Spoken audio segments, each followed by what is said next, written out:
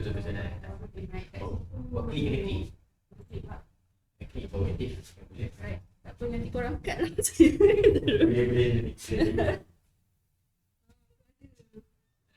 Boleh. Assalamualaikum warahmatullahi wabarakatuh dan salam sejahtera diucapkan kepada semua peserta. Nama saya Nur Shazliza Zakaria dan saya merupakan salah seorang judge bagi UROC 2022. Pada tahun ini saya merupakan salah seorang judge bagi Lake Robot Competition. Jadi pada hari ini saya akan menerangkan segala berkenaan dari segi teknikal untuk Lake Robot Competition dan juga perjalanan pertandingan ini secara keseluruhannya.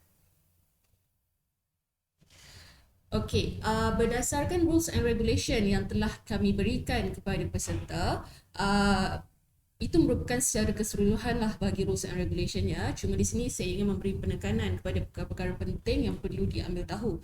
Pertama sekali, the robot must have at least one leg, sekurang-kurangnya satu kaki. Manakala maksimum bagi kaki untuk setiap robot itu adalah tidak dinyatakan, jadi terpulang kepada kreativiti peserta untuk meletakkan kaki, berapakah jumlah kaki yang diperlukan untuk setiap robot anda. Yang keduanya, the maximum length and maximum width of the robot is restricted to 0.8 meter times 0.8 meter times 0.8 meter. Itu adalah dimension bagi length, width dan juga height dia. Jadi, sewaktu sehari sebelum pertandingan berlangsung, di mana hari kita akan memeriksa segala spesifikasi untuk robot anda, apa yang akan kami lakukan adalah sebuah kotak yang berdasarkan ukuran dimension yang diberikan itu akan diletakkan, okey, dan pada waktu tersebut kami akan meminta setiap kumpulan ataupun setiap tim untuk meletakkan robot mereka ke dalam kotak tersebut. Okey, sekiranya robot itu dalam keadaan statik, tidak bergerak, memenuhi syarat, bermaksud apabila ia dimasukkan sahaja ke dalam kotak ini, kedudukannya ataupun position robot tersebut dari segi ketinggian, lebar dan juga panjangnya tidak melebihi, tidak terkeluar daripada kotak tersebut, maka dikira sebagai pas. Okey, kita tidak mengambil kira dimension robot sewaktu robot sedang bergerak. Okey, saya ulang, kita mengambil kira dimension robot tersebut sewaktu ia berada dalam keadaan statik ataupun dalam keadaan initial state dia sebelum dia bergerak. Okay, next one, the robot must not weigh more than 12 kg. Okay, jadi mengikut ini adalah salah satu challenge yang perlu diatasi oleh semua peserta untuk memastikan robot-robot anda adalah di bawah beratnya 12 kg. The robot must be completely autonomous. It should contain both the controller and power unit. Dan seterusnya, syarat berikutnya, the limbs of the robot must include some means of control motion to realize the walking, running, and or hopping action for the robot. The following are some of the examples which are not considered as a leg robot.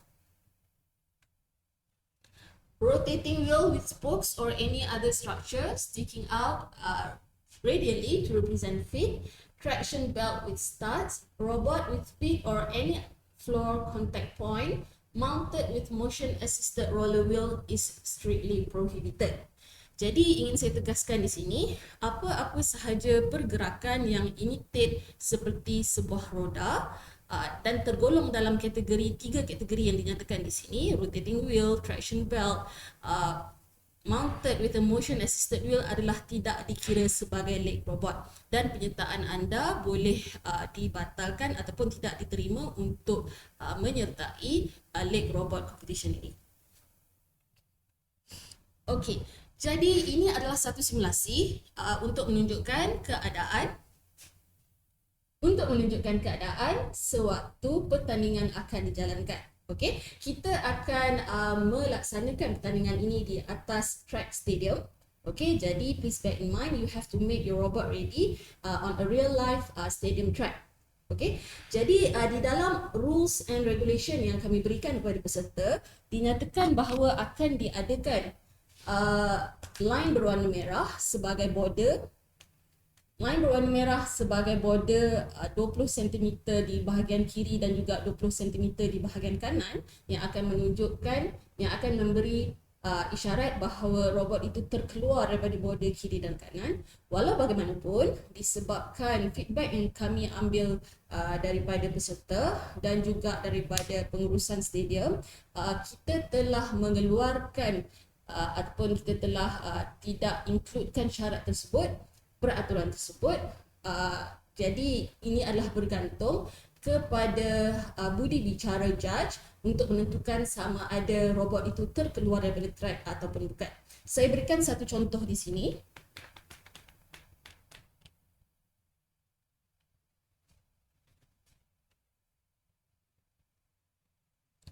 Okey, apa yang anda dapat lihat di skrin sekarang adalah bagi robot yang berada dalam best case scenario di mana ianya berjalan terus sebaik sahaja horn ataupun whistle dibunyikan sewaktu permulaan pertandingan.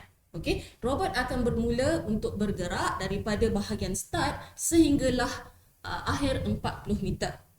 Okey, bagi best case scenario seperti ini, robot-robot ini akan diambil kira faktor kemenangannya mengikut jumlah masa yang diambil for them to complete the whole 40 meters.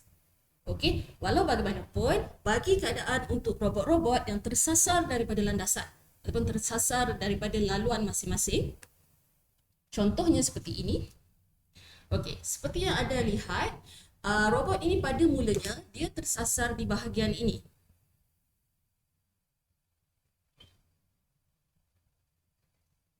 Okey, walau bagaimanapun dia terkeluar daripada border putih ini dalam keadaan bodinya tidak melebihi 50% daripada badan robot.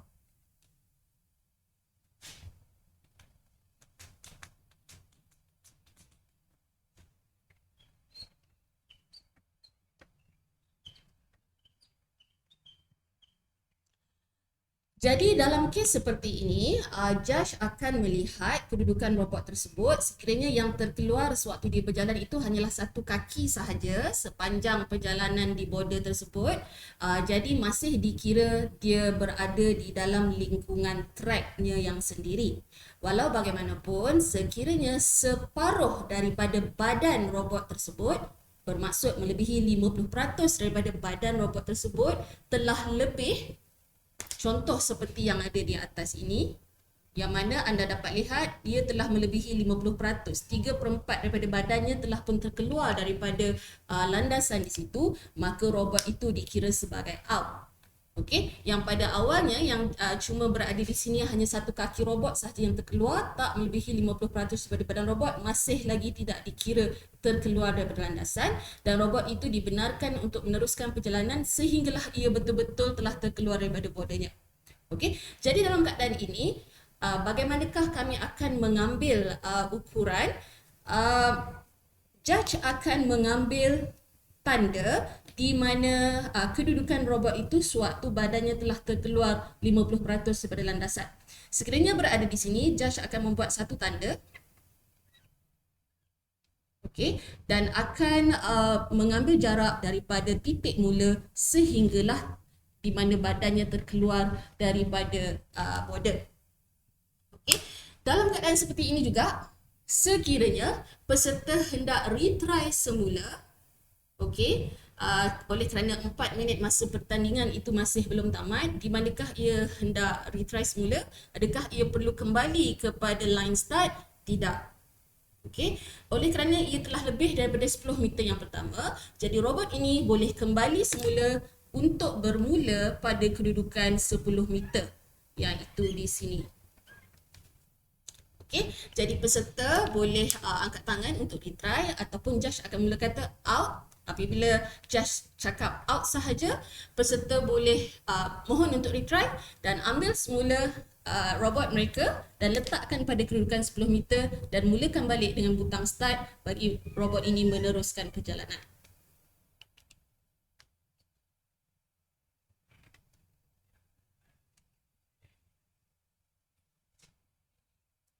Simulasi yang kedua ini juga menunjukkan bagi best case scenario di mana robot ini dia berjalan terus sahaja sebaik sahaja horn dibunyikan sehinggalah dia telah komplit 40 meter dalam tempoh kurang daripada 4 minit.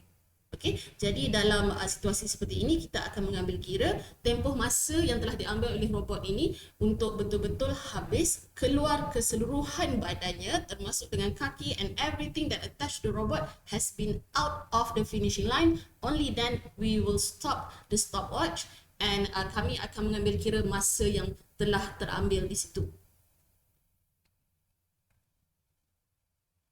Okey, ini situasi apabila robot ini dia terlajak overshoot. Okey, walaupun kita berhentikan dia pada kedudukan 20 meter, kalau anda dapat lihat sebenarnya dia telah cross the line, 50% daripada badannya telah terkeluar daripada border sewaktu kedudukannya adalah kurang daripada 10 meter lagi sewaktu ia berada di sini. Okey, jadi sekiranya ini berlaku, apa yang perlu dilakukan? Judge akan mengeluarkan arahan supaya robot ini, mungkin pada keadaan ini dia terlalu laju, bila kita dah suruh dia stop pun dia still lagi overshoot sampai lebih daripada 20 meter. Jadi bila peserta ataupun tuan punya robot ni dah dapat ambil balik robotnya, dia akan diminta untuk kembali semula ke bahagian start untuk memulakan kembali pertandingan.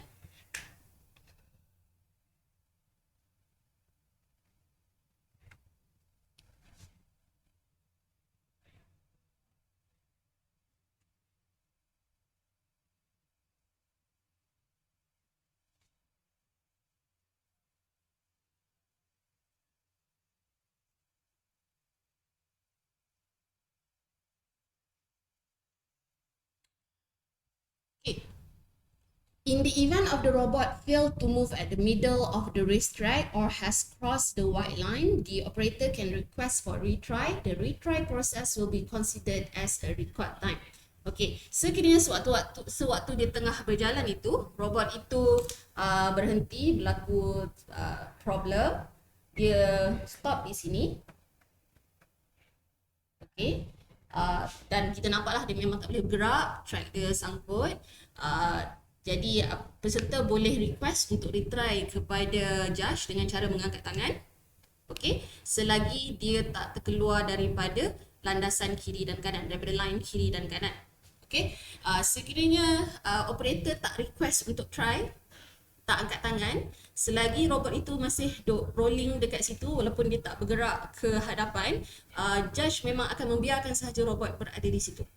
Okey, kecuali robot tu telah terkeluar daripada landasan sebanyak 50% daripada bodinya, itu judge akan stop dan minta untuk peserta untuk ambil kembali robot mereka. Okey, dalam keadaan seperti yang saya tunjukkan ini, robot ini akan bermula semula pada track 10 meter. Okey, sebab dia telah melebihi daripada 10 meter di sini. Sekiranya dalam keadaan di sini sampai habis masa 4 minit, sekiranya robot itu masih tak berjaya achieve untuk cross the finishing line which is 40 meters, jadi macam manakah markah anda akan diambil kira? Kita akan mengambil the furthest distance that the robot has travel.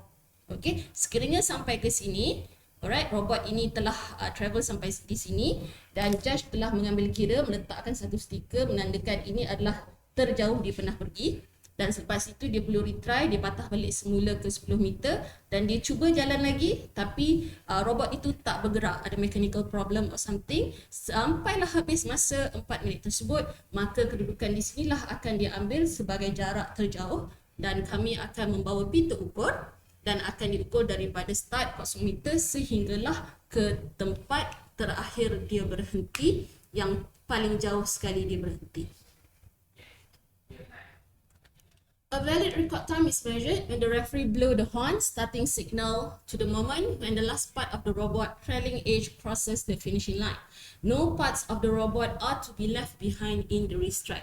Ingin saya tekankan di sini, sekiranya berlaku sewaktu pertandingan sedang dijalankan, robot itu telah tertanggal salah satu daripada part di badan, di kaki atau whatever. Jadi sekiranya part itu totally tertanggal, contohnya the body chassis telah tertanggal dan tertinggal di atas track, jadi apa yang akan kami lakukan adalah judge akan minta perlawanan dihentikan bagi robot tersebut dan minta untuk operator bawa robotnya kembali ke starting point yang terdekat, 10 meter yang terdekat. Okey, dan diminta untuk fix dan letakkan balik peralatan itu di atas robot dan mulakan balik perjalanan mereka. Okey. Dalam rules and regulation telah dinyatakan di situ bahawa competition results are void sekiranya ada parts of the robot yang tertinggal di atas track. Okay. Walau bagaimanapun, sekiranya parts of the robot itu, contohnya satu kakinya tertanggal daripada badan tapi masih lagi berhubung dengan seutas wayar. Okey, dan pada waktu ini robot ini meneruskan perjalanan. Okey, dan satu kaki yang tertanggal itu masih trailing behind of the robot sehinggalah dia habis ke finishing line. Okey, keseluruhan badan robot ini termasuk sekali dengan parts yang tertinggal dekat belakang ini mestilah telah keluar daripada finishing line. Barulah masa tersebut akan dikira sebagai record time. Okay. Sekiranya pada waktu ini part of the robot ini betul-betul tertinggal di atas track, okay, dia jatuhlah ke atas track, judge akan minta berhenti sampai ke tahap ini, berhenti, kembali semula ke 10 meter terakhir mereka dan minta untuk pasang dan minta robot tersebut untuk berjalan semula ke finishing line. Okey, oleh kerana telah ada di dalam rules bahawa results of the robot, results of the competition can be void sekiranya parts of the robot telah terjatuh ataupun tertinggal di atas track ini. Walau bagaimanapun, adalah mengikut budi bicara judge. Sekiranya parts yang terjatuh itu is very small and insignificant, contohnya sekeping rubber ataupun satu skru yang tak memberikan impak yang besar pada perjalanan robot bagi tim itu, maka kita akan meneruskan perjalanan seperti biasa. Saya ulang, ini adalah berdasarkan budi bicara judge bagi robot tersebut. Sekiranya perkakasan ataupun parts yang terjatuh itu adalah sangat kecil dan tidak memberikan a big impact or very insignificant to the robot's movement, maka kami akan membiarkan robot itu terus berjalan dan tidak dikira sebagai void di situ. Because if you are being very kalau kami begitu teliti sekali, satu rubber kecil yang jatuh pun kita ambil kira, satu skru kecil yang jatuh pun kita ambil kira, walaupun robot itu tengah berjalan laju, we are going to take the fun out of the game. Okay? Modification of robot during competition is strictly prohibited. No extra parts are to be added to or removed from the robot once the competition time starts. Okay. Sekiranya tengah-tengah perjalanan pertandingan sedang berlangsung, sebaik sahaja horn dibunyikan, tiada modifikasi yang dibenarkan di atas track sewaktu robot itu sedang berjalan ataupun apabila minta retry semula. Okey, modification yang dimasukkan ini, contohnya salah satu kakinya tertanggal, kaki itu adalah kaki besi, peserta minta tukar, dia akan tukar dengan contohnya kaki daripada getah. Okey, jadi itu adalah tidak dibenarkan.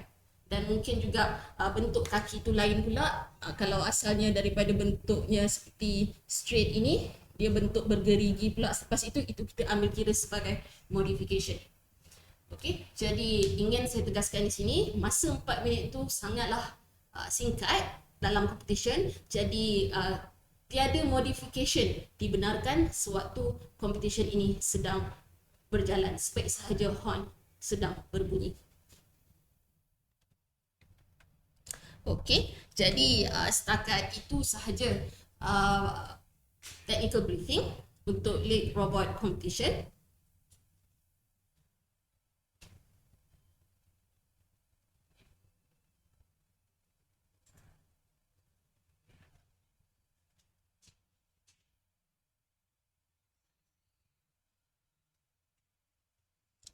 Satu perkara lagi, ini adalah yang tidak tertera di dalam rules yang kami berikan kepada peserta, iaitu jumlah peserta yang dibenarkan untuk satu kumpulan. Untuk satu tim,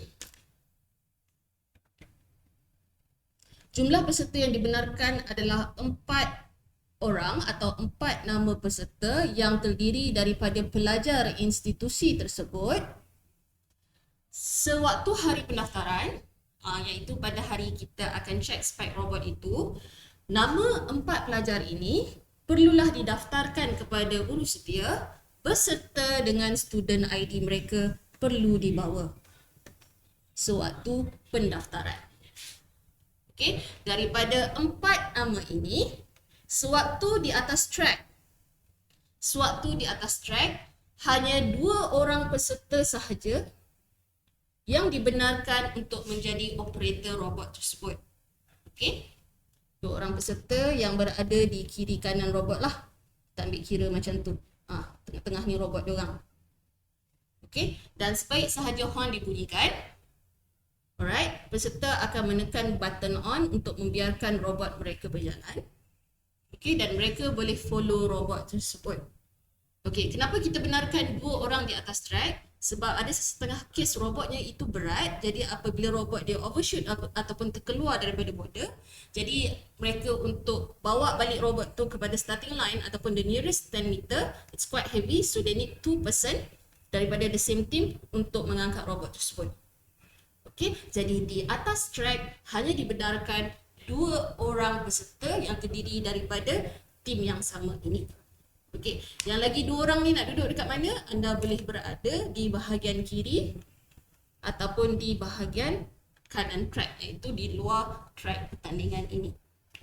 Okey, saya tegaskan lagi sekali, 4 nama pelajar yang didaftarkan untuk satu tim, make sure tolong bawa student ID sewaktu pendaftaran.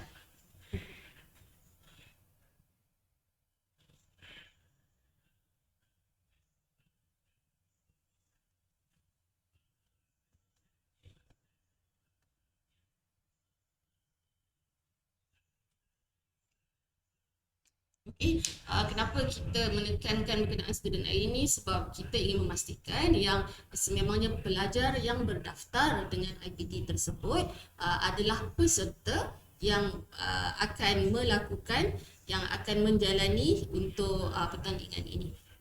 Okay, saya rasa saya dah cover almost all the technical parts dan juga situasi yang akan berlaku sewaktu hari pertandingan. Sukacita ingin saya maklumkan bahawa untuk setiap satu kumpulan pertandingan kita ambil kira 4 kumpulan dan setiap tim akan diberi peluang sebanyak 3 kali untuk diambil jarak terjauh ataupun masa yang paling singkat untuk competition ini sewaktu saringan, dan the best 8 team akan dibawa ke semi-final dan seterusnya the best 3 team akan dibawa ke final. Walau bagaimanapun kita masih lagi menunggu senarai penuh peserta yang berdaftar untuk League Robot Competition. Sekiranya jumlah peserta kurang, kita akan memberi makluman yang kita akan bagi tahu baliklah, okey, macam mana the parts of the competition, macam mana kita akan run bagi saringan, semi-final dan lain-lain lagi. Okey, jadi itu saja bagi pihak saya. Sebarang pertanyaan bolehlah diberikan di dalam grup Telegram Europe 2022. Jadi itu sahaja. Assalamualaikum warahmatullahi wabarakatuh.